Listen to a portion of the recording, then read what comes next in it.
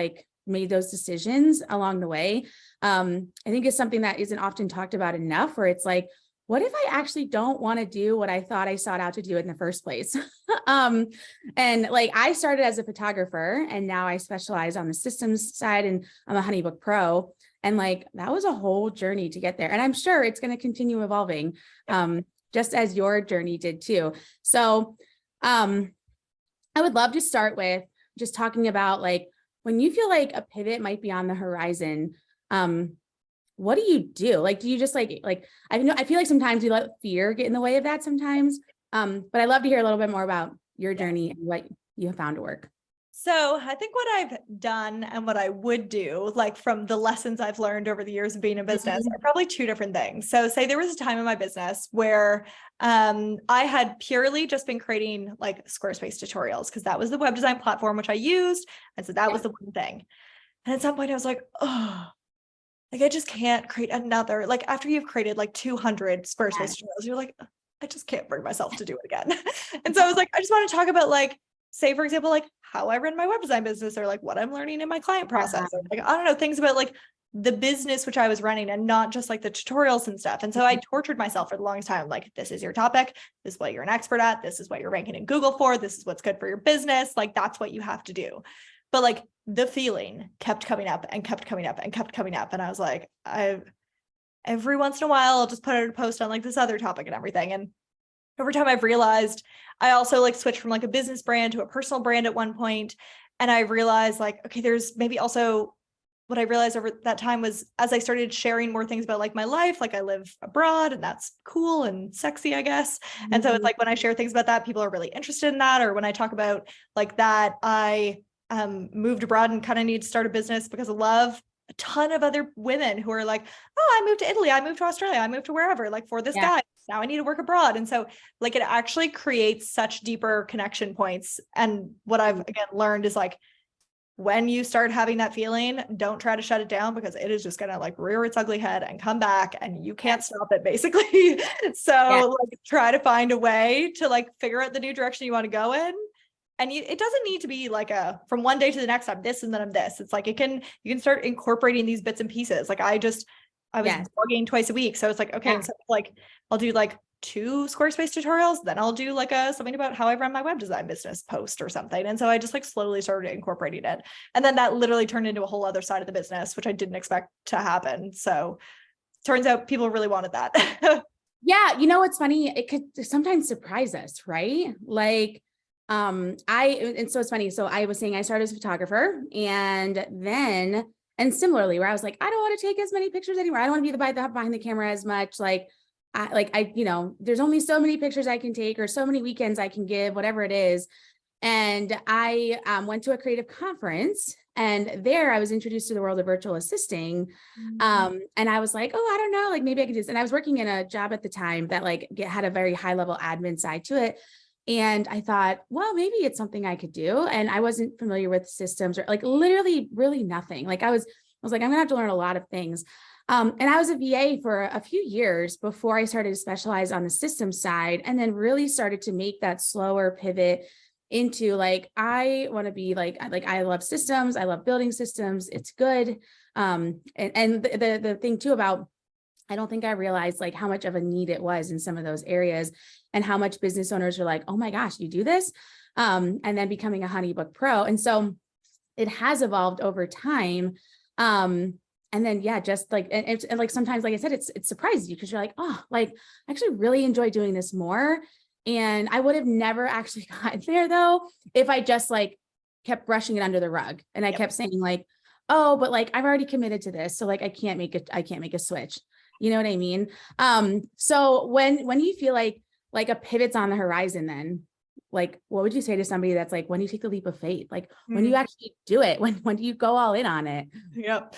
I think the thing so again, I've done a few pivots over time. And I think the thing which I think about first is like, before I make a pivot, I think about, what do I want this to look like? Like, what is and I also find it very useful to go find other business owners who are like a good example of what I'm looking to like create. Absolutely. Because sometimes it can be so like abstract in your brain, like, oh, I want to do something different, or I want to talk about this topic, but you like don't really know exactly how to do that, what it's going to look like. And so I do find that like, if I find other business owners who are an example, I can like watch their content or watch the way they're speaking, and I can kind of start to develop my own idea of like, okay, this is what I want this business or brand to look like. Not 100%, but like roughly the direction I want to be going. Yeah. So yeah. So sorry, the question was, when do you decide to do it? Yeah. Like, how do you decide to just go after it and like start to take that leap of faith? Or even just like, maybe it's not even a whole leap. Maybe it's like a dabble your toe and be like, I think it's a toe. Yeah. Where you're like, I'm going to start like But slowly. you can start today, because like it's just a toe, so it doesn't matter. So it's fine. Yes, that's true. It's not like there's like this timeline necessarily of like, oh, I have to wait till I get to this point. And then I'm like, maybe I'll do it then. And I think actually that's one of the things that paralyzes us the most is like, I don't know. We just are like, well, it has to be at this time. It has to be perfect, right? It has to be a perfect pivot. There's no such thing. Like, you have to do it, you know? And the other thing I found, I was talking to a friend in December. She was over this year. She runs a business, and she was like, oh, I want to totally change to this other thing. And she was like, how do I do it? What do I do? Like, and it was, and like, oh, well, how do I like introduce this to my audience or whatever? And I'm like, you just start going. I don't know. There's no like perfect pivoting roadmap that I've ever come across or whatever. And so it's like, you just start moving in that direction. Okay. It's like, okay, right now I'm going this way. I'm deciding to like go there. And then you probably keep honestly like changing direction a little bit as you kind of learn like, oh, actually, and so you just keep moving. So in terms of when, I would just think through, I think that's a beneficial thing to do before you kind of like go on whatever, or dip the toe in, is just think about like, what is kind of I always find that such like a abstract word, but like your vision of like what you want this to look like in the future. And if you can find an example, that's beneficial. And once you've seen that and you kind of like, okay, this is roughly what I want to be like adding into the business or the brand or whatever, then again, just like start dipping the toe. And I think for me personally, in terms of like, when does it happen? When do you start? For me, it's like the point at which I literally can't stand the thing which I'm currently doing, that I'm like, it just has to, like, it just is now. Yeah. Yeah. And there's no perfect time. So just whatever, you're so sick of the old thing that you just can't handle it. Or hopefully I think the longer I've been in business, the more I'm like, I allow myself this now. And I think especially if you have a personal brand, that's why I went from a business to a personal brand. It's because I knew even like 5-6 years ago, I was like, I don't know if I want to talk about this exact topic for the rest of forever. So I just switched to personal brand, because then you can explain a change a lot easier than like if you're a business, then you kind of your business is the thing that you do. Whereas if you're a personal brand, you are you, and people change and have preferences and learn things, and that's how things change. So and it evolves over time. It's a great point, because I didn't even think about like, it doesn't necessarily have to be like business exclusive, where like even little things like, how do I like, what if I want to go from service-based to passive income? Like, that's a pivot right there. You know what I mean? And it's like, it's not a bad pivot. It's just like, that's a shift. And like you said, personal brand to more of a business focus. But like, you know, we've talked a lot about like how much personal brand like really drives a business, and like people wanting to get to know you beyond the business and what you do. And you might even be like sitting there thinking that's me. Like, I want to start like shifting out of, you know, just being the photographer behind the camera, or just being the, you know, like the web designer behind a screen or whatever it is. And you might start wanting to like make this pivot a little bit, but it actually leads me into the next thing I was going to ask about. Like, do you slowly phase, or like, do you ever think there's a point where it's like, this is it, I have to go all in on this? Like, it's now or never, do or die. Like, I think it's a good question. I think it's also a financial question. So if you're like, I can't stand whatever it is you're currently doing, I want to go be a dog trainer. There's also the question of how much money is in your bank account and how long is that going to take to start? I think if you're like a business owner where you're like, oh, I'm adding this service, or say you always did one-to-one services, now you're also adding a passive income option. Like, that isn't, how do I say? Like, you don't, if you're going from like one thing to a completely different thing, then I think that actually potentially a financial cushion to do that. But if you're just adding something, like adding an extra option, that doesn't need any like big, like I've talked to so many people who went from like virtual assistant to website designer, or they did branding and then they added on website design as well. Like that's super common in my industry. So I think those things, like that doesn't require any like financial cushion, but if you truly are going from like something else to something completely else, that's a different situation. Right. Like even I think a great example is like photographer to web designer, right? Like it's not like you can't do it, or you shouldn't do it, but it's considering like, hey, let me think through like, how many more weddings might I have coming? And how does that set me up well financially to maybe start doing more web design focused stuff and not take on as many weddings, by next year. Right. Cause there's also this season you have to go through of like transitioning people who have already like fallen in love with you and the work that you do, and transitioning them out of what you do into what you do now, and you and I have both walked through things like that, right? Where it's like, I'm not a VA anymore. Now I just focus on systems. I can set up your system, but I'm not going to help you like blog. Right. And I think sometimes there is a very practical, I liked your example of when you switch from services to passive income. That's also something which you have to think about. You would also think about who is my ideal client in this, like my current service and this new one.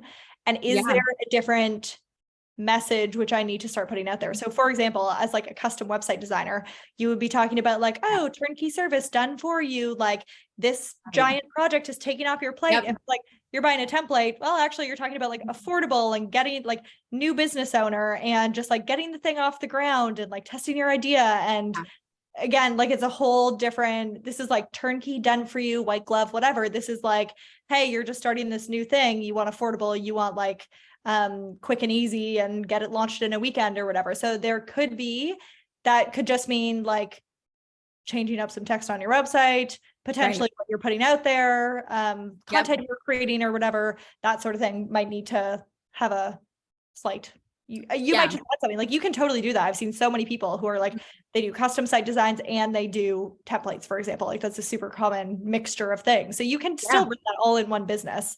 But it just depends on like the specific services page, you're talking about one thing. And then on the templates page, you're talking about another, for example.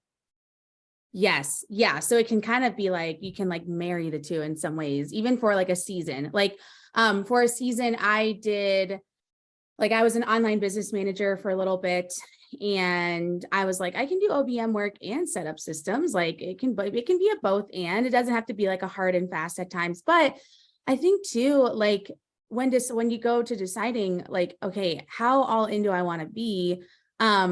There's a slow phase season, but then I think there comes a point where it's like, you have to just be committed, right? You have to be committed to like what the new thing is. I think the transition, like you were saying, of service-based to passive income, like, it's not like you can't offer both. Like you and I, we both have digital products, but we like I still do a little bit of service stuff, but not as much as I used to.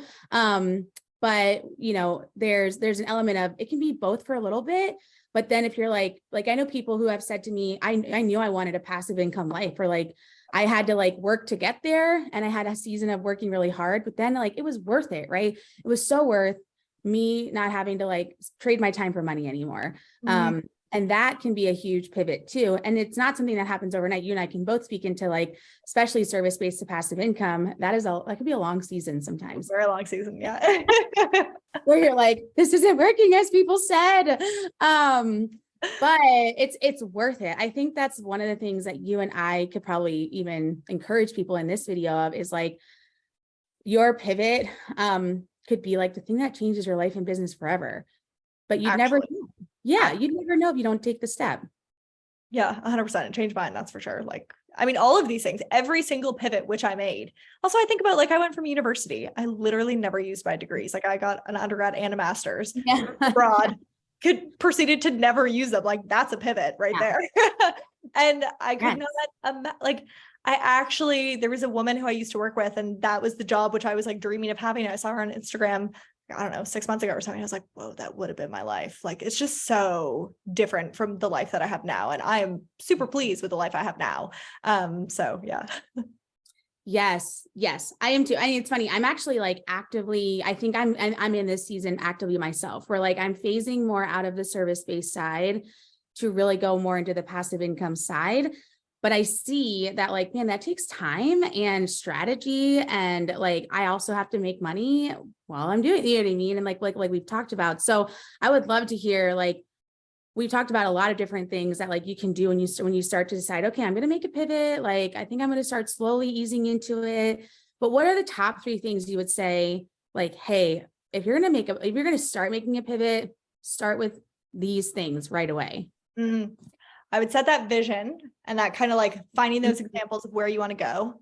I would, let me think. What was that thing I just mentioned? It's gone. I'll have to edit this out. Well, I was thinking like updating your website, like starting subtle updates, even like getting materials, like social media could be one. Yes. Yeah. So then also thinking about your messaging is that could be in your content, that could be in your emails, that could be in your website. And then and then also just like introducing this new thing, because I think something which people kind of are too nervous to do when they make a pivot is they're too nervous to just tell people that like, hey, I also do, like, again, it doesn't need to be I'm this, now I'm this. It could be like, I also added this service or whatever, or I also added this offering. And so I think that you have to, and also remember that like, it takes time for people to realize that you now do this thing. So say if someone was like, oh yeah, Dahlia, she is the like Honeybook person, and say you, I don't know, decided to add something else on in the future or whatever. Then it's like, it's going to take a while of you putting out that new message for people to recognize like, oh, actually she does this now. Or if you always served, say you used to be a wedding photographer and now you're a, I don't know, product photographer, for example, like it's just know that like, you're probably going to keep getting referrals for a little while for wedding photography, and it's going to take longer to build up the other things. So like the more that you can announce it, once you have that like actual offering kind of defined package or whatever that you've put on your page, services page of this new thing, you can announce it to your audience. And I would make sure you're consistently speaking about that thing, just to again kind of remind people, because it's going to take a while in their mind. This is the biggest thing in the world to you, but it's not the biggest thing in the world to everyone else. So Oh yes, 100%. Like, I think I was just talking with somebody recently myself, and I said to them, one of the hardest things to learn, not only as an adult, but like a business owner, is not everyone's going to care as deeply about things as you do, as the things that you do, right? Like, and we have to remember that like, it's part of our job to like help people care, like nobody cares about, like, people do care about systems, but like, it takes a lot of convincing for somebody to be like, oh, this is really important in my business. It's one of my like biggest missions is to try to get people to say like, gosh, that is so important right from the beginning. But most of the time, the people I work with are like, I'm drowning and I can't keep up. Right.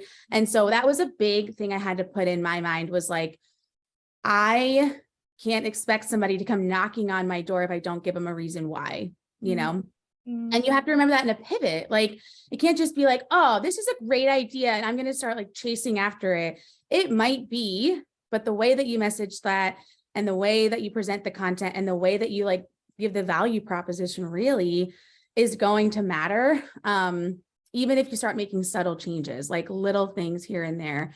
And even going from like being a VA to specializing in systems was that way, where it wasn't as big of a pivot as like photography to VA world in some things, but I started to have to say things, instead of saying like, how can I serve you behind the scenes? It was more of like, why this system is really important and why you need it in your business, right? Like it's two different, like similar audiences probably, but it's two different messages that people are receiving. You know what I mean? 100%. Yeah. So true. Yeah. So I was going to say too, I think one other thing I would add is when you're starting to make your pivot, I think even like they're updating your pricing and services, but you don't have to like clear the slate. Like, you don't have to be like, okay, they're all gone. But you could like update some of your services to reflect the pivot you want to make. If you were still going to be service-based, or update your products in a shop, right? Like, you can do those things. And I think too, like updating your CRM to reflect some of those new pivots, like update your email templates. Get a couple of new schedulers in there to reflect like, hey, if you want to get on, like you want to book a coaching call or whatever it is, you can do that on the back end of a CRM, like a Honeybook or something else. And like, those are subtle changes, but again, the messaging matters, right? Like the way that we start, it's kind of like turning like a ship. It's like going to be a slow phase, but then when you start to really make the turn, you're like, okay, now we're going, like, this is what we're doing. Yeah. And I think too, it might not be your only pivot. I think that's something really important to note, is like taking these little tips away could like apply to multiple pivots. And that's the beauty of business owning. It's ever evolving. The trends are always changing. Like our businesses look so different from when we started them. And yeah, I mean, I think it's kind of one of those things you have to be really flexible with. You have to hold loosely to like, I think a lot of things, but it doesn't mean not to do it. Like we've been echoing a lot, like I think it's worth it. And you and I can both be like, we're both, I think, success stories of that now, where we say, yeah, like the pivot was hard, like it didn't make sense at times and it was difficult, but it was worth it. Would you agree? So worth it, massively worth it. And I just think about myself. It was just when I was in that point where I was like, I just can't do this. Don't do what I did and like force yourself to stick with it for another like 6 months or a year or whatever, because it just builds. It just builds. It does. I was going to say, that's a great point of things not to do, right? I think on the flip side of that, something not to do is financially, if you're not ready, don't go in and get yourself in a bind, right? Like that's a problem too. So just being wise about like the timing of your pivot, how fast you want to pivot. Like you can set goals. I think goals are a great idea of like, hey, in the next 6 months, I want to like shift my whole website to reflect this. That's a great goal, right? And there's not a lot of like consequence behind that. But I think sometimes with goals, with what I found is like, sometimes I try to set a goal of the outcome, and I've come to realize you can really only set a goal of the effort, if that makes sense. So it's like, like within 6 months, I'm going to, or even probably faster, 3 months or a month or whatever, this weekend, I'm going to change my website to reflect this new service or whatever. Within 3 months, I'm going to get my CRM all like set up for these new offerings and everything. What you can't really control is like how quickly, or like I'm going to consistently put out, I don't know, once a week, top content on this new topic or whatever. That's what you can control, but try to control the outcome has on many occasions led to like, that's been what I've been disappointed is like, oh, I wanted to like switch over to this thing, but I don't know, I couldn't control what other people thought about, or other people knew that, oh, I was offering this thing now, if that makes sense. So just being like, giving yourself grace when it comes to, I'm going to do what I can do. And then what happens is what happens. Yes. Yeah. And well, and to minimize confusion in it too, right? Because we can often, like, if we're like, I'm going right here, like I'm shifting entirely, we confuse our people that way. So I think even slowly like messaging them towards like, hey, we're starting to make this pivot. You'll see more content, like with some like reflection of this. You'll see that my website's going to get like an overhaul. Like you'll see that we might be doing some rebranding, whatever it is. And like kind of just like being on the forefront of that instead of people being like, what is going on? Like, what are they doing? That's a great point to tell a story too. Like why it is that you're so passionate about this new topic, or I don't know if you talk about why you don't care about the old one, unless you're not offering that service anymore. Yeah. Well, and even the digital product side, like I know my products have evolved over time, and like I just recently did this with one of them. I was like, you know what? I think the title fits better with this one. So I, and little things that I did, I was like people who have known the product before, like what it was formerly named, I was like, formerly known as this, like little things to just, again, lead in the front with your clients to say, I know that changes are coming. I do but like, don't fret, it'll be okay. And this is good. It's a good thing. And like you said, bringing them along in the journey with you and to storytelling that, and to say like, yeah, it got to a point where I was like, I can't do it anymore. Like and I think the bigger thing too is like, you get to create the life and business you want. And so if you're stuck, it's like being stuck in a job that you hated before you started a business. You know what I mean? It's like counterintuitive. So and I think that story, like that is a real authentic story, and people relate to real authentic stories. Like I bet you if you send a message, post, whatever, talking about like, oh, I was really feeling like I wanted to get into talking about this topic or whatever, you were going to get so many people who are like blowing up your inbox being like, oh, I wish I had the courage to do the same or whatever. Like when I put Instagram, for example, so many people in the comments of that post were like, oh my God, I wish I could. And so like just a real story like that is Yeah. actually so powerful. Yes. And it like makes you like a human behind the business, you Yeah. know, you're like, yeah, like I've struggled too. Like I had all these thoughts. I had the imposter syndrome or whatever you want to call it. And then I was just like, I know I want to create the life that I want and then the business that I want. And so I just have to go after it. So I would love to hear too about you have an exciting offer coming up, which is super fun to talk about. I think too, like if someone were in a season of like pivoting, this might be a great offer to like dive in on. Yeah. A So great you could thing to talk more pivot about that. into. Yeah, I was going to say, like, if you're like, maybe you're watching this, you're like, I'm on the fence. I don't know what to do. This would be a great next step, Yes. especially if you're like, I want to be a web designer. Totally. Yeah. Yeah. So if your idea of a potential pivot might involve website design in your near future, then I'm hosting something on April 17th, 18th, and 19th. It is called the Profitable and Productive Web Designer Bootcamp. It is a completely free live event where I'm going through 3 days of trainings on the basics and the foundational things that you need to know to set up a web design business. We're talking about things like, I don't know, just basics of website, being a web designer, what that means is like a business, your options of what you can be offering and those sorts of things, charging. Then we go into finding clients. We talk about being really productive and setting up your processes and making sure that your projects are like ending on schedule and everything so that you have time to fit in more projects in the year. So it's a really amazing like starting point if you are dreaming of potentially adding website design to your current services, or you want to go for the full pivot right into that, then that's fantastic. And do know that you don't need any coding experience in order to be a website designer these days. So if that's like fear that's holding you back, for a virtual assistant right now thinking like, oh, I'd love to do it, but I actually can't code, then just know that's not necessary. So we'll put the link above and below to register for the event. Again, it's happening live. So do know it's coming up soon.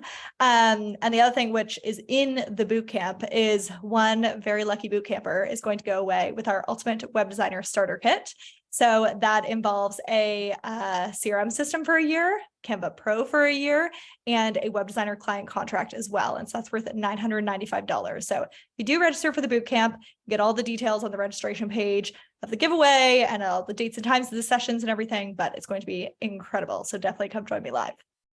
Yes. Oh my goodness. And I was thinking to myself, like, this is great for any business owner, regardless, right? Even if you win like Canva Pro and a CRM and like you have you have the contract, you know, but you can always change it. Like I was thinking, oh man, like it's so valuable. It's such invaluable information for the CRM side, for finding clients and the marketing side of that. And like potential of winning some of these goodies, which I think is super fun. And it's so like super generous. And I plan on being there and I'm like super excited to join and this to take away some like really valuable information. And then obviously like if people want to pivot, like this is a great like first step. And like, I think it sets a really good foundation and a roadmap for like those subtle changes you can start making in your business to pivot. Yeah, and we have a lot of people coming to this, like every single year that I run this, it's super popular. And we always have people who are like, oh, currently doing this, but thought about that, but just didn't really know how exactly to get started and everything. So this is the place to start. Yes, super exciting. Well, thank you so much, my friend, for being here. Thank you for your time, your expertise, all the things. I'm so excited. And any questions, you guys can leave them below, or you can hit reply in the inbox, whatever that looks like. And yeah, I just really appreciate you and your time. So thank you. Thanks so much. It was so fun to chat. Good. All right. Woo!